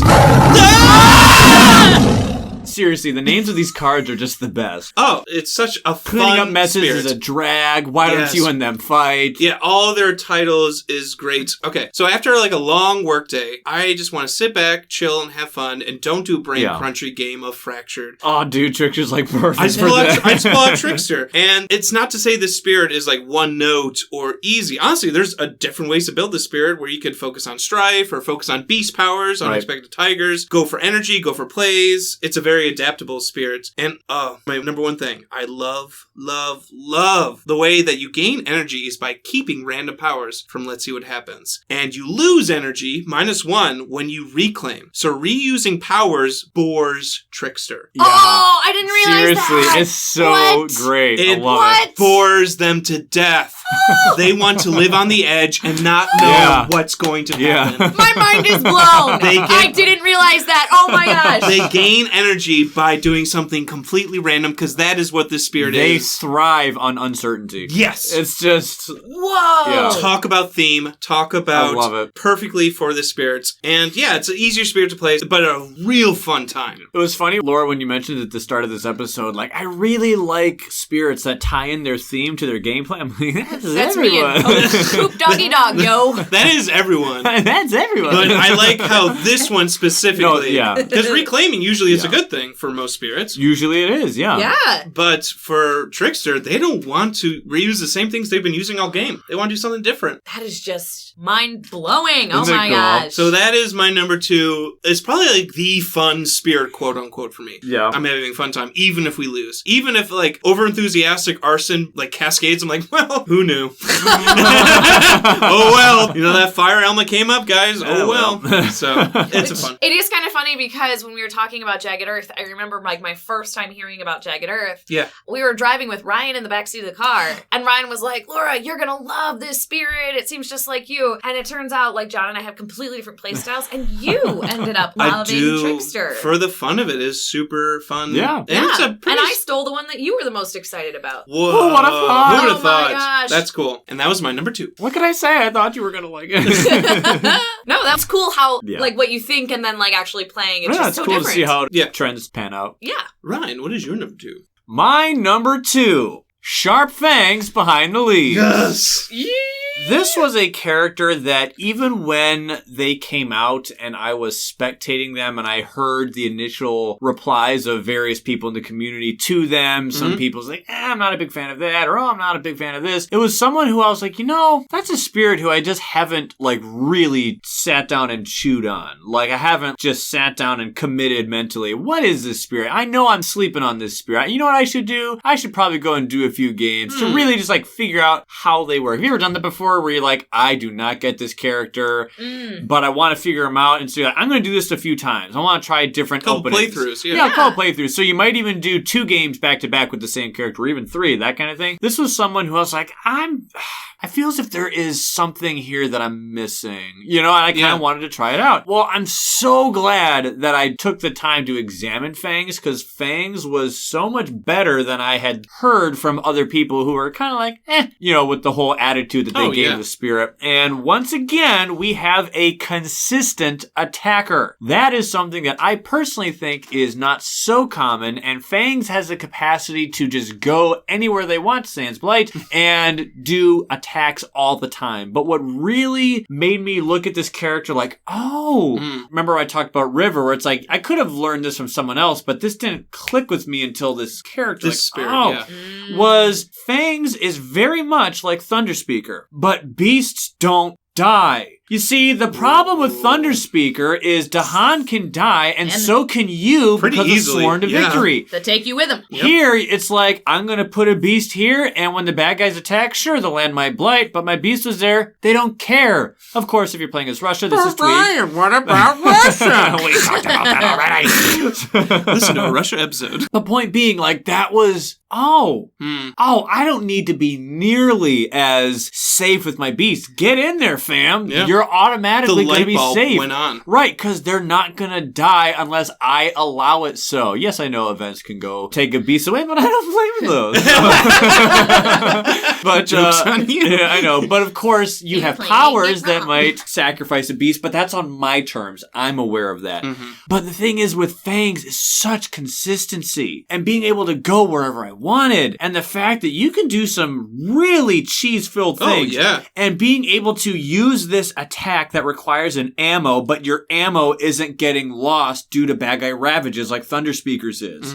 And unlike Thunderspeaker, I can make my own units. Yes, I know you can find Dahan spawning cards in there, but do you know how many beast spawning cards are in the game? Yeah. Many more. Oh, and you can make your presence into beasts? Right. Honestly, all but about on average 3 presents for Fangs. I am converting my own presence into a beast pretty much all but 3, maybe 4 times in the entire game. And that was something I didn't do enough until I started watching Ryan play Fangs. Sacred Sites are nice, and if you have a Sacred Site card, maybe I'll do it less. Okay. But, oh my goodness, I love the fact that I can move along with my beasts, just like how Thunderspeaker was going and moving with the Dahan. Yeah. Like, I'm your captain, I'm your partner, I'm your brother or Voice sister of in command. arms. Right. Mama you know, chicken. in the same way, like, I'm gonna lead my army and rush in there and take people out. It's not like, oh, I'm just gonna do this thing, and a guy over there far away got killed because I lobbed a grenade over there. No, it's like, I led the charge. That's cool. It was more visceral. Talk It was about more thematic. personal. The wild is literally attacking you. The beasts of the island are here. Like, I get to take the wild side of Spirit Island and confront the bad guys. This is where the frontier pushes back. You know what I mean? Like, that's what's so cool, because all these invaders are coming in and trying to stabilize and conform Spirit Island to their own European image. Tear down the jungles. And here I'm like, no. And I'm doing it with snakes and bears and cats and like all Panthers. these various scary beasts that are different. And it's just, like I said, it's wild and it's kind of creepy. And it's kind of cool when you get to be a scary thing.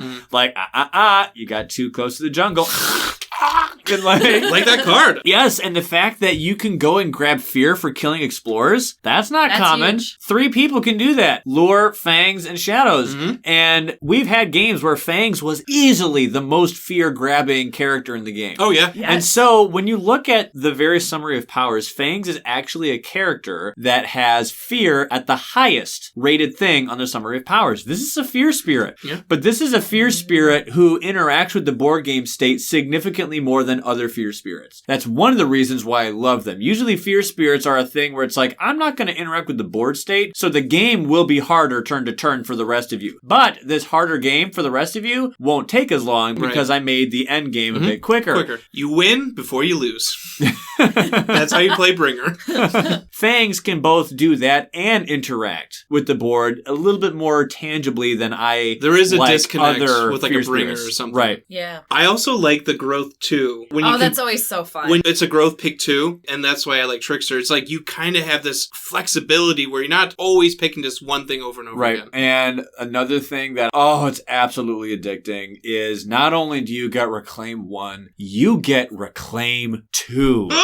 3 people get that Lure Serpent and Yeah, but it takes Fangs? Serpent a long time to do it that. sure does, and it takes Lure even longer. Yeah, true. You know, Fangs Bomb will Track? get that the earliest of those 3. Yeah, definitely. And Reclaiming 2 is so ridiculously addicting when you have their tracks upgraded to a point where you can get Ranging Hunt every single turn. Fangs doing Ranging Hunt every single turn is so satisfying. Where are we going today, boys? Going over here. We're going here, folks. Where are we going this turn? You are constantly moving. You're moving with your fam. You're moving them to another spot. You're doing damage all the time. It's like you're just this manager of all of these logistics. And not a very poor spirit either. I know it takes some time, but you have some good energy spiking options. Right. Because there's so many good majors that use beasts in the deck. It's true. Seriously. So, sea monsters, tigers hunting. Oh, dude, there's a bunch. But the thing is other characters can, in the same way, look at Volcano's board like, yo, you got a lot of stuff going on there. This is going to be pretty cool. They can see all of your beast tokens and like, oh yeah, Just, what like are you swarming doing? across the land. And the bad guys can't stop it because you can't kill beasts. Savage unless I allow it. Transformation. That's all. Oh, Savage Transformation was just like made for Fangs. It is. But for all of these reasons, I absolutely love Fangs. I have so much fun going and doing these things, and yet, once again, Fangs supports this unspecified emotion of mine. But we'll get to that finally on the next round. So, here we are now. Finally here. We are at number 1. For me and John. For Laura, it's just one of them. Number 1! Laura? So this one is really kind of torn between Downpour and Many Minds. And I mean, I kind of chugged Keeper, but... Wow, you love Keeper. I do, but like also Keeper sometimes can be a little bit boring just because it's so good. Or like, I don't know. I can understand I think that my thing with sentiment. Keeper is like, Keeper is fun, but it's not because it's Keeper. It's because, oh dang, 9 energy. It's and a there's lot, nothing yeah. like innately thematically Keeper-y about that. You know what I mean? I guess the way special play rule, I Keeper- barely use that special rule for like a good effect. It's Pushing a out to very Han. weird special rule because it hardly benefits you, and it seems like, how does this benefit you? It's a strange form of control, but using the negative. It's not you're gathering Yeah. people, pushing me. It's like, get away from me. Conveniently, know, hey, where do you want me to push these guys? Okay, I'll go there and get them out of there. Wait. So I guess Keeper belongs on the list because do I have fun when I play as Keeper? Yes. It's like when I would go on some dates with some Honorable guys. mention? You're like, I had a good time Why are we talking about this? because Pluck your we're ears, here John. doing the thing that I wanted to do. You and dated other people? I got rid of my Bumble 3 months after we started dating. It's fine. Yeah, someone matched with Laura while we were dating. Didn't realize if you delete the app, it doesn't delete your profile. So, Oh. just for everybody out there, make sure you're aware. No, but like, I would go on some dates with some people and be like, this was a fun date because we went and did a fun thing and I organized this and I had fun and you could be literally any other guy and I'd Yeah. still have a great time. And then when I met John, I was like, oh, we're doing laundry and I'm loving life because you're here. You know. You gotta sing while you do So, laundry. Keeper's like one Just of those... whistle while you work. Keeper's Yay. like that fun Bumble date where you're like, we're going to Playhouse Square, we're going to have fun, we're going to blow things up as Keeper, we're going to have fun, not because you're Keeper necessarily, just because you have that good money. So, yeah.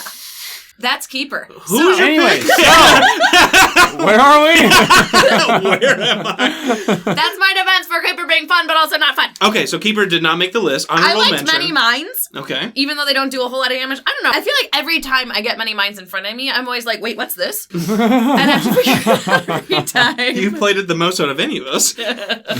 I'm always like, why did I like this so much? Because I picked up that the sharks coming up out of the sea. Monsters. My Sea very monster first makes time. any spirit cool. And I went nuts. So I think every time I play Many Minds, I'm thinking, oh, I'm going to have sea monsters. And I don't, because I forgot where I hid it. So, yeah. Still like the ability to, like, move around, and you're very mobile, and you get a lot of good defense, which is really fun. I wanna And see There's a lot of sheer- speed, too. Yes. a lot of And I know you like speed. I want to right. see a Sharp Fangs Ryan and a Laura Many Minds game. Fighting over the beasts. No, it's good synergy. We've done a 'cause Many we've done Minds, it. yeah. Yeah, but Laura's, I would say, better than me. Many Minds, for sure. But I think that'd be a cool... And then I'll just play a Trickster. Boom. There you go. There we go. That would be fun. Get on. Let's go get the against Beastie Russia Boys again. ones. Yeah, let's do it. That'll be our Russia rematch. Hey, there we go. I don't know. Most of my favoriteest ones I've already talked about. I think I just like Many Minds. It was just like, yeah, The fun to run capability to around. cancel quickly is actually really nice, too. Oh, no, there's a problem. Let's get over there, fly across 2 lands, and cancel it. That's true. And just like all the And defense it's really and everything. fun. Yep. Do you like having 5 power cards? Yes. Okay. There we go. Your turn, John. Number 1 for Laura. Number 1, John. My turn. We've come this far. All right. The most fun spirit. My last pick's going to be a surprise for at least the Yeah? people in this room. And it's kind of a cheat pick. It's all of them. But whatever, it's my pick. And this is a fun, carefree Yeah. list. Stop looking, Laura. So my final pick for a fun 5 is the spirit aspects. Oh, okay. Okay. So I picked Does that count? It's my pick.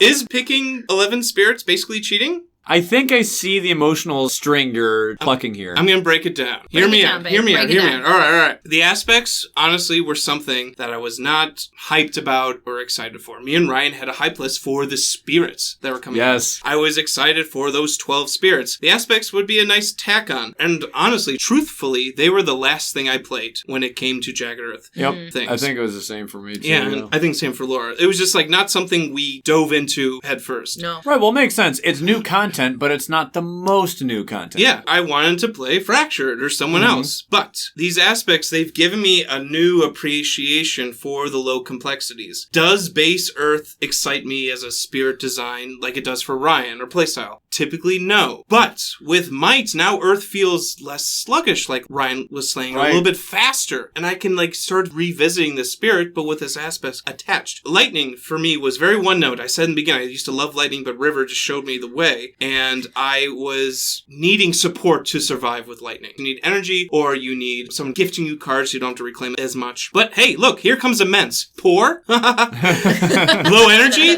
Energy gain is now doubled. Right. John, you like being a supportive player, right? Try out Wind. Exactly. You don't need to reclaim as much because one air makes someone fast every single turn. Shadows? Playable! Hang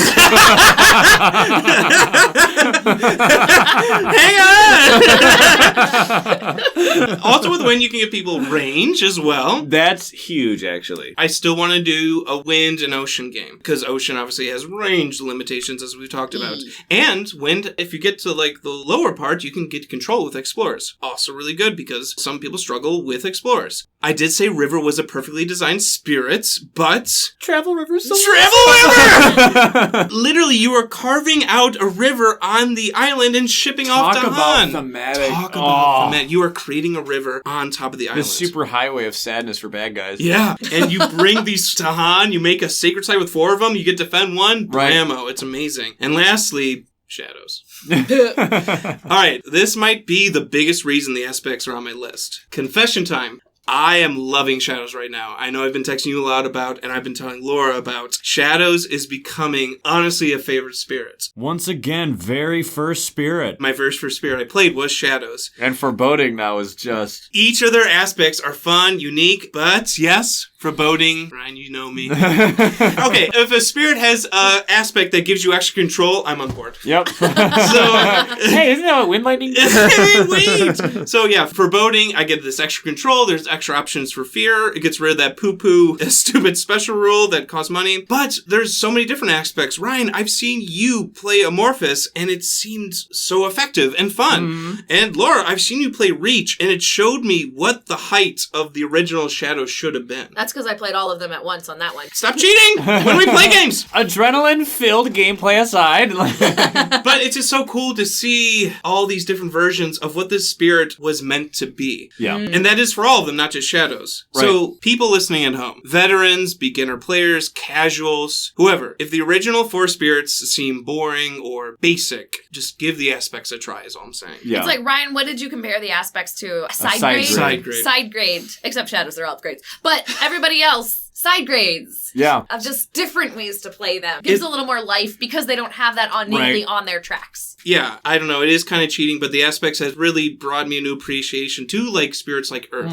Or I've seen Might Earth get a Tier 1 victory, or see Resilience Earth, as Laura's loved playing, do very well against Russia. It's cool to see these spirits in a new light. Yeah. So I have many favorites. I could have listed Downpour, or, there's so many spirits you like. Trust me, there's so many spirits. All of them, all 24 are amazing incredible. For their own way, yeah. Yeah, and seeing the Vengeance game, it's like, you see a new spirit, I like this really now, but the aspects has been kind of mind-changing because I never really amounted them to anything initially. Right. So that was my number 1, the aspects. Go home and play them if you haven't yet. They are good, seriously, and I'm super excited to see who else will get aspects in the future. I love some of the ideas you've come up with. We'll get into those later. Ryan is very creative in ways I'm not. I like strategizing, already made things, but I can't think of something new. Ryan's like, what about this? I'm like, that's a great idea.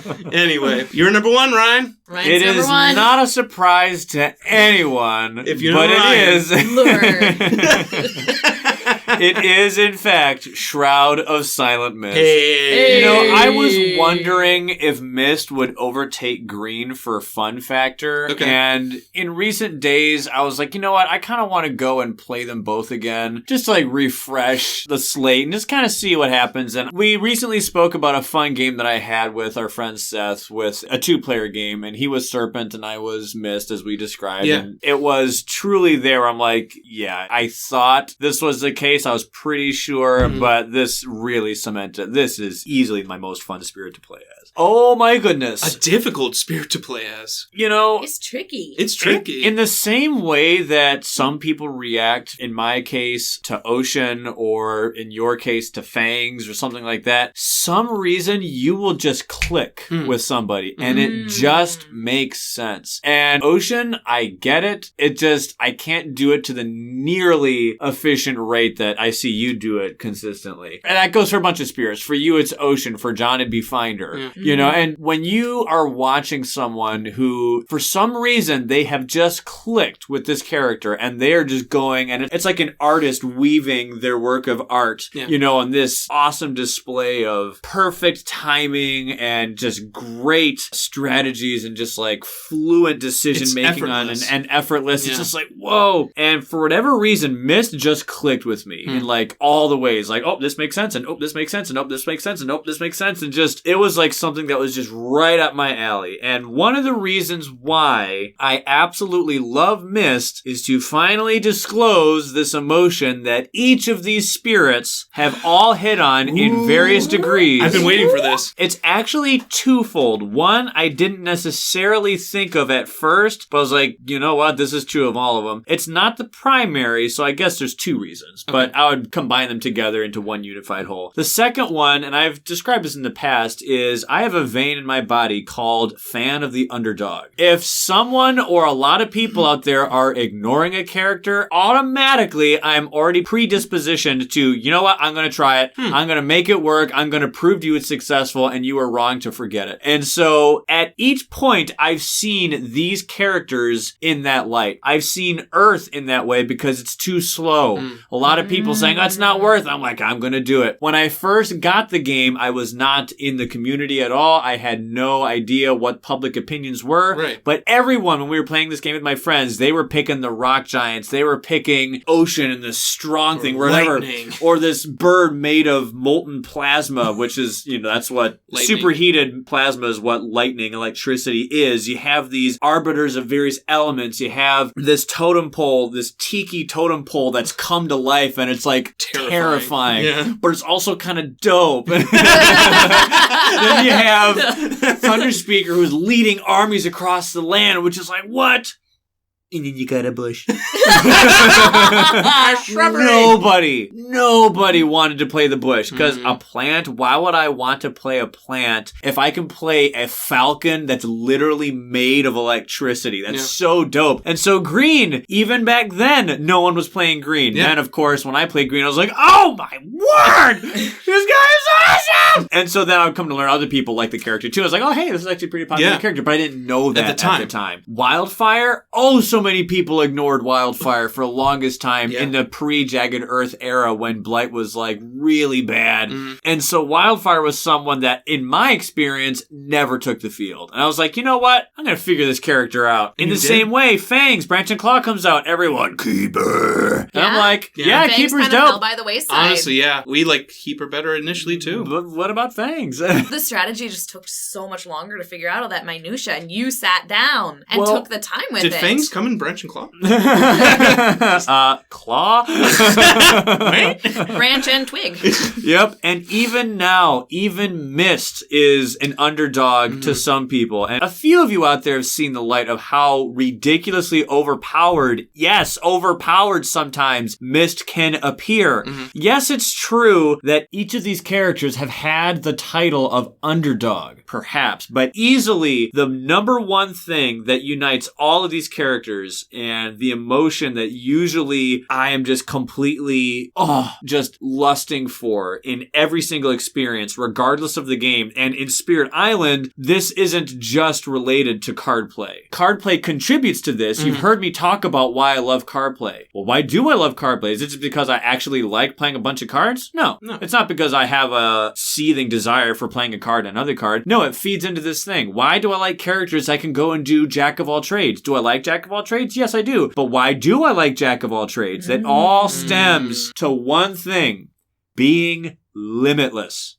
These characters somehow, in some way, are limitless. I can do everything. I can go anywhere. I am restricted in no way. Mist can literally travel anywhere you want. Yeah. You can't kill me. I have never lost a presence due to blight. It is so easy to evade blight. It's like, the Matrix dodge. Fine. The Matrix dodge is so pathetically easy that you can literally never lose presence as Mist except to events or maybe a blight card that was flipping from someone else's side of the table. Right. Whether it's coexisting with friends who need a blighted land or a healthy land, doesn't matter. I'm good. Yep. You need help? I'm there. I can get there. Range? Doesn't matter. Pick up a range card. I can use it. Range 0. I can use it. I am not restricted. Green. Oh, hey, look. I have to pull presents to do stuff. I can grow and go anywhere. I'm unrestricted. Yeah. I can even get killed, and that's fine because I can come back. I'm unrestricted. Right. Earth. Man, I have these great cards. I'd like to use them again, but reclaiming usually is a bad idea. I can keep doing it. I'm unrestricted. Wildfire. I can go and survive cascading blight. I'm sorry, is this place really dangerous? I'm unrestricted. This bad guy's really hard, and you want to shy away from really big areas of bad guys. No, I don't. Not I'm Wildfire. there. I'm unrestricted. Just all of these things. Fangs, yes, I know with the whole blight thing, but you can get blight removal cards, but the fact that you can literally travel anywhere, do damage all the time, doesn't matter what cards are in my cycle, because I'm getting all my cards back. What's a discarded card when you have Reclaim 2, and you have a bunch of cards in your hand where you have like a 13 card hand? Yeah. I'm limitless.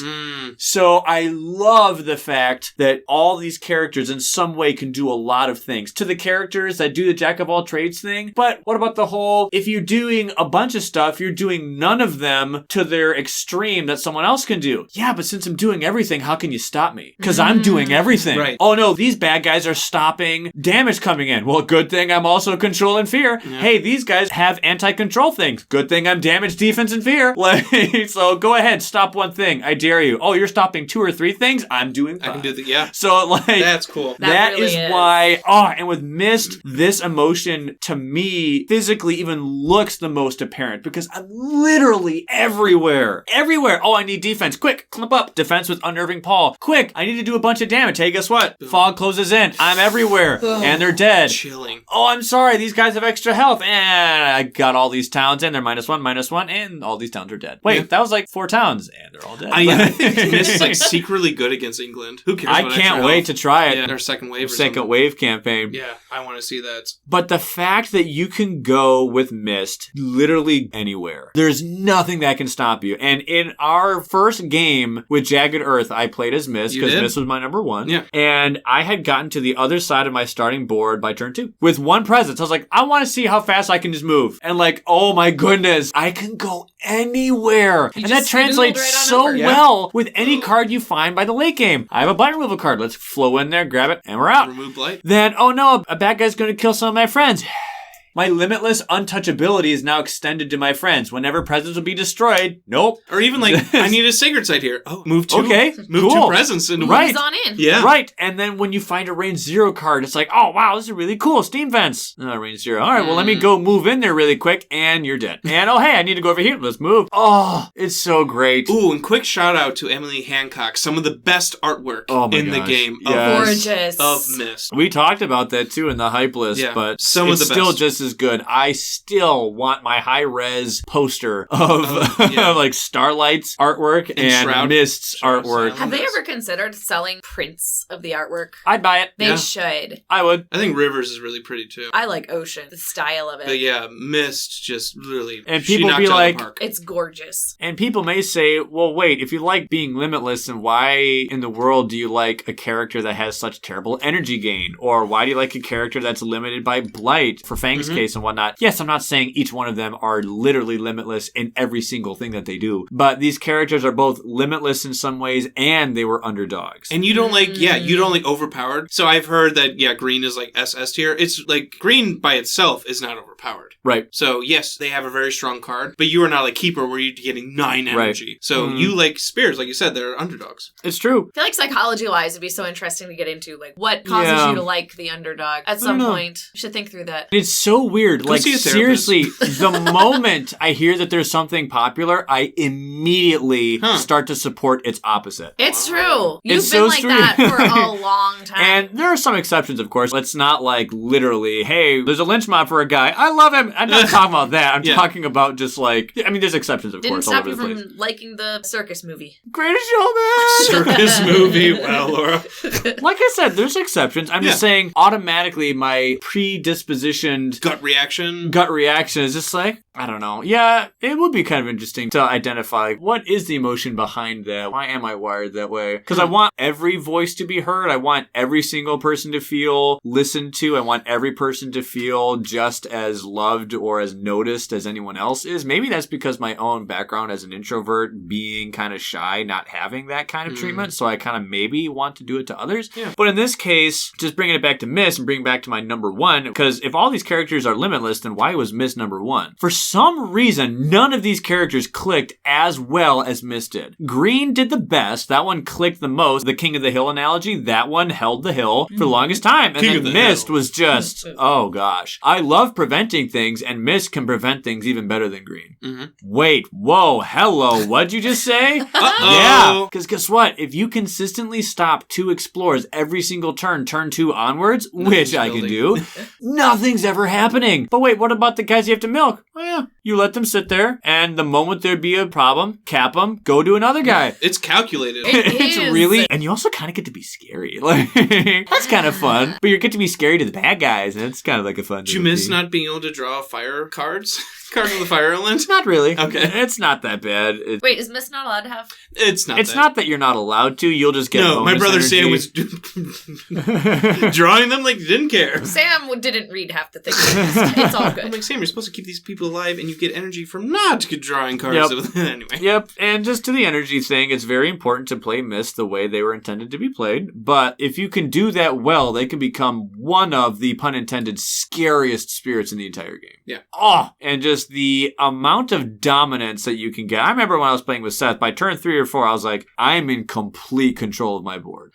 No one does a thing without my say-so. No one goes anywhere without my say-so. And if they do, they're dead. Or I want them to be alive. Or I have kept them alive. Like, I'm using you, and then the moment you're useless, bye. I have no longer a use for you. So yeah, my list of the most fun people for me was Earth, Green, Wildfire, Fangs, and Mist. Mine was River, and then Finder. We got Fractured Days, Trickster, and then the Spirit Aspects. I did Volcano, Stone, Ocean, Thunder Speaker. Was that 5?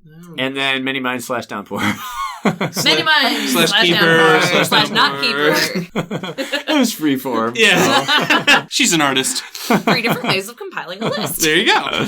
This is easily the record for the longest episode we've ever had, but I don't think I mind. Yeah. That was fun. Sorry we like gushing about this game. But that's the thing. That's the importance of having fun, is because it's just this emotion of, for me anyway, it's this emotion of, I can go anywhere I want. Yeah. And this is so much fun. I love control. Right. Laura. And then, like you said, Ryan, we just all had so many different ones, even though I listed 8 instead of 5. Right. Still, none of them overlapped. And Yeah. we were all able to be like, oh yeah, that was really fun about that character. It's just, this game is so well designed. So well done. And I think it'll be cool next week when you guys get into... Oh, such great comments. And our most responded to? Or? This is a record for another reason as well, because this is the topic that got easily the most amount of feedback. The most amount of votes as well. We got to the triple digits. Goodness. Which I think says something where, yes, there are very crunchy gamers, or like hardcore, but there's also casual, there's also beginners, but anyone, literally anyone can contribute to this. Yes. And I think that emotion is definitely represented here, like totally so. And if you've played 5 different games, you have 5 different favorite spirits. Right. Right off the bat. You can literally play the game once and still contribute to this. This is my favorite spirit. Right. Kaboom. And it's dope. So I'm really excited to get into that data as usual. I'm really excited just to show all the various numbers, because I had thoughts of what everyone was going to say. Yeah. And They're there were surprising. some that were like, whoa, okay. Y'all really like this spirit. Yeah.